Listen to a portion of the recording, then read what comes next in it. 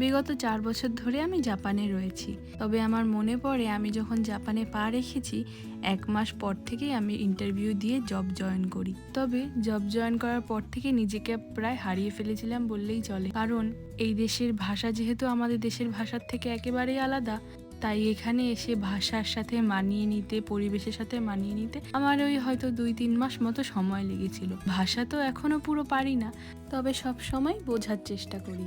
এই দেশের সৌন্দর্য আমাকে এতটাই মুগ্ধ করে যে রাস্তায় যদি আমি বেরোই সত্যি সত্যি মন পুরো হালকা হয়ে যায়। প্রত্যেকটা বাড়ির সামনে ফল গাছ, ফুল গাছ এমন সুন্দরভাবে সাজানো যেন মনে হয় তারা সৌন্দর্যটাকে মন দিয়ে উপভোগ করে। এদের মধ্যে নিয়ম কি জানেন? আমি দেখেছি এরা যতই গাছ লাগায়, ফুল লাগায়, কখনোই তারা সেই ফল ফুল খায় না।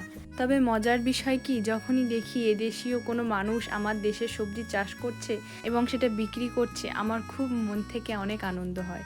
যে স্টোরটা থেকে বাজার করি সেখানে প্রায় 1 মাস যাবত লাউ পাওয়া যাচ্ছে। আমি সেটা অনেকবারই কিনেছি, তবে এখানকার লাউয়ের দাম শুনবেন। একটা লাউ যার ওয়েট হচ্ছে 1.5 কেজি থেকে 2.5 কেজি, প্রায় 1250 টাকা, মানে 1250 ইয়েন, দেশে 600 থেকে 700 টাকা। আর আমার মতো কে কে এত দাম দিয়ে লাউ খেয়েছো কমেন্টে অবশ্যই জানিয়ে যেও।